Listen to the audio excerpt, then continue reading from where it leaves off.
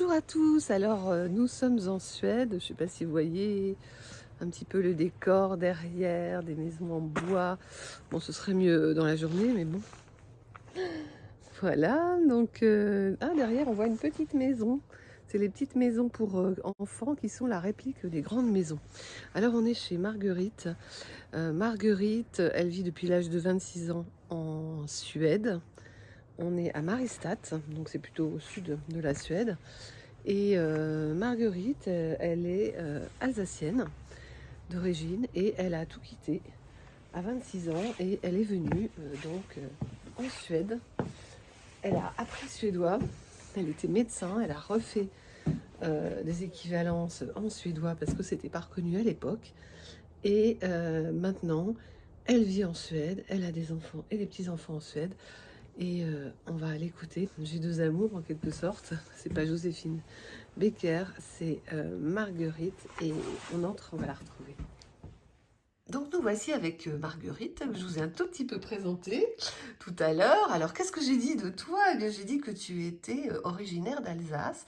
Comment est-ce qu'on quitte l'Alsace qui a de telles, comment dire, une telle identité, de telles racines, enfin, les Ouais. Alsaciens... Oui, moi je suis alsacienne de pure souche. Mes parents étaient fils de paysans de génération en génération. On parlait l'alsacien, c'est l'alsacien que j'ai appris c'est un alsacien que j'ai appris à parler quand j'étais petite. Et le français, c'est venu une fois qu'on est allé à l'école. Donc moi j'ai grandi dans les années 50 où c'était interdit de parler alsacien à l'école. Se faisait punir par une punition très raffinée où une pièce de monnaie qu'il fallait porter quand on vous surprenait à parler l'alsacien. Et c'était surtout les cancres qui le faisaient. Donc on voulait absolument pas porter cette pièce de monnaie. Ah bon, on gagnait de l'argent en parlant alsacien? Non, non, non, C'était c'était quoi le symbole? une pièce de monnaie, une pièce de 5 centimes à l'époque. C'était une petite pièce en fer blanc, en fait, qui était assez grande, qui faisait Ouais. rien. Et si tu te faisais choper à parler l'alsacien, tu es obligé de porter cette pièce dans ta poche jusqu'à ce que quelqu'un d'autre se fasse choper. Et c'était extrêmement humiliant de porter la pièce. Le français, pardon, a pris le dessus. Et on arrêtait de parler l'alsacien, on continuait à le comprendre. Nos parents nous parlaient alsacien, puisque nos grands-parents ne parlaient pas le français, il fallait pouvoir communiquer avec eux.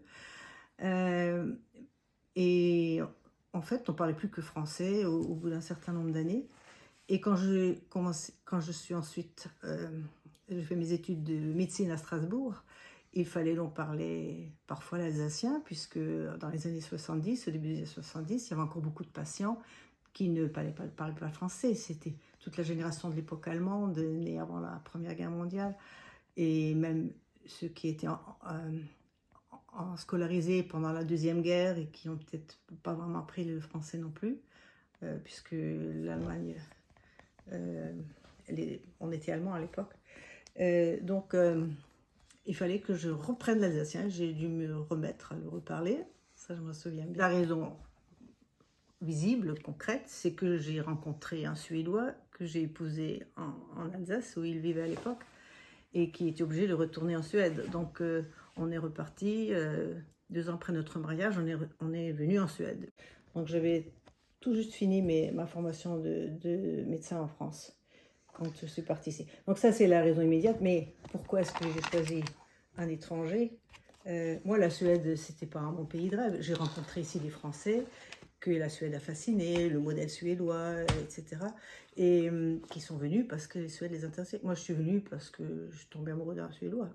Il y a eu chez moi, pendant peut-être depuis mon adolescence en tout cas, un désir de voir ailleurs, un désir de vivre en pays étranger. Et j'avais une sorte d'envie profondément enracinée d'apprendre une autre langue et de pouvoir la maîtriser complètement. Et pendant un certain nombre d'années, je pensais, j'irais vivre en Allemagne, parce que l'Allemagne, c'était le pays d'à côté, et c'était ça qui existait. Bon, finalement, ça n'a pas été un Allemand que j'ai rencontré, mais un Suédois et une langue germanique. Et là, l'alsacien m'a beaucoup servi, parce qu'il y a des sons et des mots en suédois qui sont plus proches de l'alsacien que du haut-allemand. D'accord. Ouais. Et ce qui est intéressant avec les pays scandinaves, c'est que une autre langue, hein, comme j'ai dit tout à l'heure, j'avais envie de maîtriser une autre langue. Et ce qui est bien avec les pays scandinaves, en tout cas les trois qui sont les plus proches, c'est que si tu connais une des langues, tu peux comprendre les autres. Elles sont tellement proches que si tu parles lentement, tu comprends très bien les Norvégiens et les Danois. J'étais très excitée par le fait de découvrir un nouveau pays, vraiment profondément, puisque j'allais y habiter, mais je ne savais pas comment j'allais réagir une fois ici. Je me disais, peut-être que ça va être très bien, vacances pendant l'été, mais qu'une fois que la réalité viendrait avec la rentrée et que je réalise, je ne suis pas en vacances, là je vais y rester, ça va être plus dur. En fait, ce qui s'est passé, c'est l'inverse. Parce que la première période était assez déroutante puisque je ne comprenais pas ce que les gens disaient. J'utilisais mon mari comme interprète en permanence. C'était comme d'être devant une toile noire avec des petits points blancs dedans. Et pour pouvoir me débrouiller seule, je me dis, il faut que je parle avec les Suédois toute seule. Je me suis inscrite à des cours du soir puisque je ne pouvais pas travailler comme médecin, puisque je ne pouvais pas parler avec les patients. Je me suis inscrite à des cours du soir qui m'ont d'ailleurs permis de donner enfin libre cours à mes désirs artistiques que j'ai toujours eu un peu latents et que mes études de médecine très prenantes m'empêchaient de réaliser. Donc j'ai fait cours de peinture, de piano, de céramique, de tissage, de couture. Mais pas cours de langue en fait. Non, Tu apprenais la langue non, au fur et à mesure. c'est en fait à travers. oui, en parlant avec les... Parce que là, j'étais obligée de me débrouiller toute seule dans les cours pour parler avec les autres participants ou les profs. Et puis c'est venu assez rapidement. Comme la Suède ne faisait pas partie de l'Union européenne à l'époque, ils n'ont pas reconnu mon diplôme. Et je ne pouvais pas travailler tout de suite comme médecin ou me lancer tout de suite dans une spécialité. Parce qu'il faut savoir qu'en Suède, tout exercice médical, il y a à la base une spécialité même pour la médecine générale. Après, ce qui correspond donc à ce que j'ai, mon diplôme français après la soutenance de thèse, en Suède, il y a en plus, ensuite, pour être généraliste, il faut travailler 4 ans, faire des stages dans les hôpitaux, faire des cours, etc., pour pouvoir s'appeler spécialiste en médecine générale. Voilà. Spécialiste en médecine générale. Voilà. Première année, je n'ai pas pu faire grand-chose vu qu'il fallait que j'assimile la langue. Mais une fois que j'ai commencé ce qu'il fallait pour obtenir mes équivalences, il fallait d'abord faire un examen de langue et vérifier mes connaissances linguistiques. Ensuite, j'ai dû faire 3 semaines de cours à Stockholm sur la législation suédoise, les lois applicables surtout en psychiatrie. Tu me disais que tu avais fait un bac plus 19 ? On peut dire ça, oui. Oui, parce que le fait que j'ai été obligée de revenir en arrière, de refaire des stages, des cours pour obtenir le doctorat en médecine. Ensuite, j'ai dû faire des années, normalement 4 ans, si tu le fais à temps complet, pour avoir ton diplôme de généraliste. Et comme j'avais entre-temps je parle alsacien, comme j'ai eu mes enfants, mon fils est né en 77, ma fille est née en 80, que le congé de maternité en Suède, est de 1 an. Ah oui. Tout ça, et qu'après la naissance des enfants, j'ai voulu travailler à temps partiel pour être plus avec eux, donc j'étais en congé 1 jour par semaine. Du coup, il fallait que ces 4 ans à temps complet, ils sont devenus encore plus longs. Le résultat, c'est que quand j'ai enfin pu dire je suis spécialiste en médecine générale, je peux obtenir un poste, parce qu'en Suède, la plupart des médecins sont employés par le conseil général, que j'ai pu avoir un poste de généraliste dans un dispensaire ici à Mariestad. C'était en début 87. Et là, nous sommes 19 ans après que je commence mes études de médecine à la fac de Strasbourg. Je n'avais même pas 18 ans. Et si on m'avait dit à l'époque, oui, dans 19 ans, en 19 ans, tu pourras trouver un boulot, je serais partie, quoi. Et il y a une plus grande souplesse et possibilité de se réorienter si on le désire. Euh, Moi, si j'ai choisi d'être médecin, de faire des études de médecine, c'est parce que je voulais être pédiatre, je voulais travailler avec des enfants. Arrivé en Suède, comme je l'expliquais tout à l'heure, on m'a fait refaire les 2 années stage interné avant le diplôme. Donc, on m'a obligé de travailler avec des adultes. Et c'est là que j'ai découvert que j'adorais, en fait, la relation patient-malade avec des adultes. Et du coup, j'ai décidé de devenir généraliste, puisque comme généraliste, je pouvais voir à la fois des enfants et des adultes. Et c'est pour ça que j'ai fait médecine générale.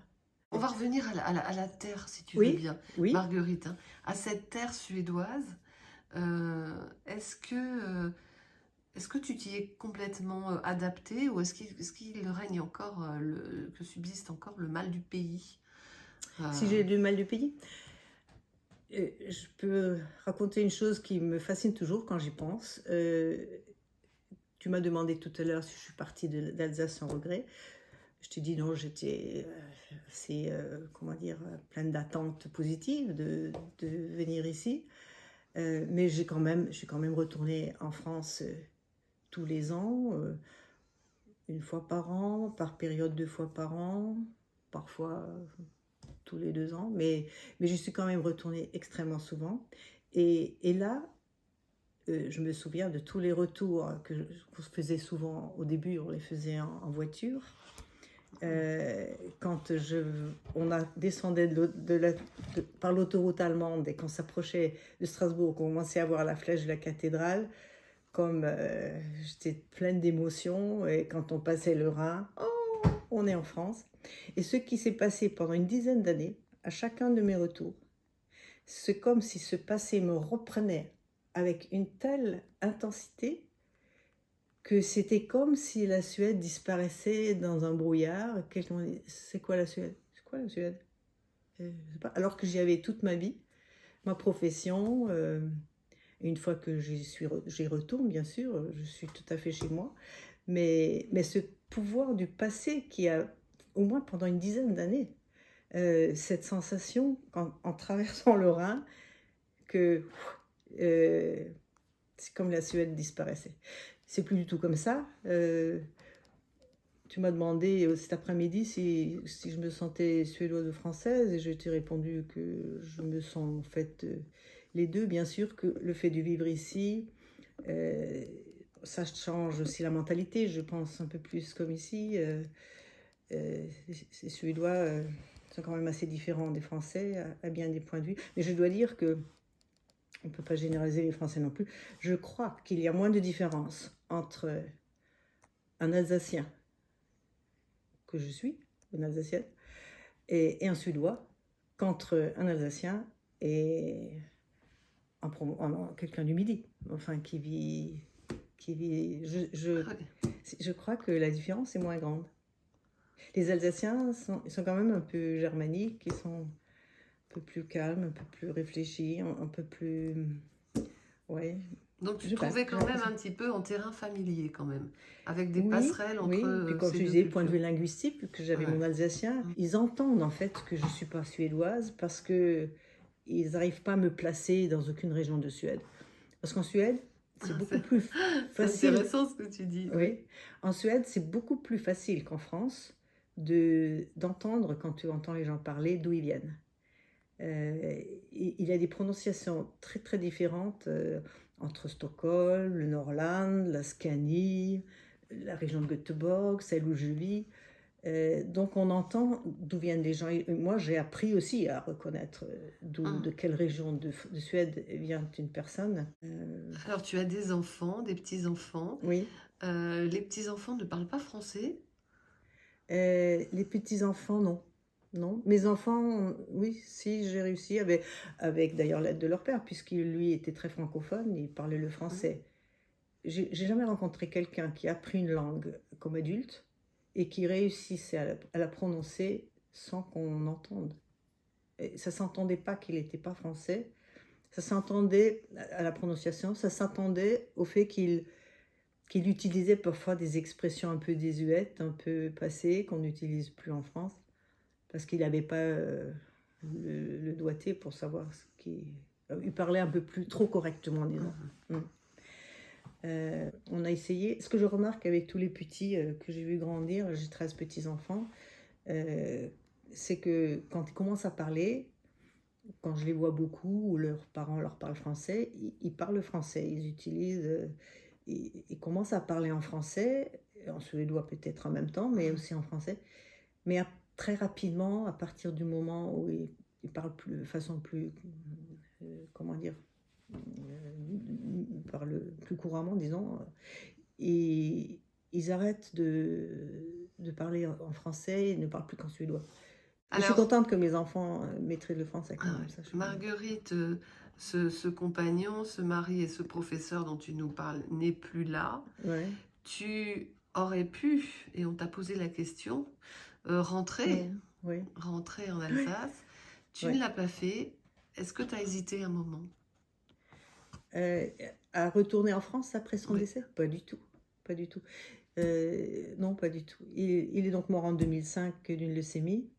Et surtout en France, ou même ici d'ailleurs. On me posait la question, tu vas retourner en France? Non, parce que j'ai ma vie professionnelle ici, je travaille toujours encore, j'ai 71 ans, mais je travaille pratiquement à 3/4 temps.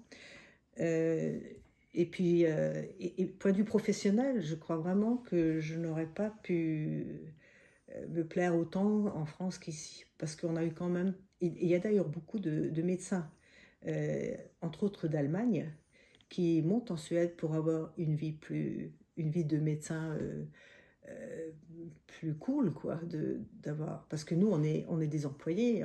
En principe, nos horaires, c'est 8h, 17h. Et puis bon, on a des gardes. Moi, j'en fais plus depuis des années, mais c'est un autre rythme professionnel. Et puis, j'ai pu faire, comme je t'ai expliqué hier aussi, j'ai pu faire changer de voie. Mais au bout de 3 ans, j'ai décidé de passer à la psychiatrie pour la bonne raison que pendant toutes mes années de généraliste, je me suis de plus en plus intéressée au fil des années aux patients psychiatriques, les déprimés, angoissés. Et donc, comme on ouvrait, en 2002, on ouvrait un service de psychiatrie ici dans ma ville, je me suis dit, bon, c'est le moment d'y aller. Et donc, j'ai passé en psychiatrie, j'ai dû revenir en arrière, perdre je ne sais pas combien de milliers de cours en salaire, parce que j'étais de nouveau médecin en formation. Et ça m'a pris 3 ans, jusqu'à ce que j'ai fait cette équivalence, donc, et que j'ai obtenu également ma spécialité de médecin, de psychiatre. Alors moi j'ai une autre question, complètement différente.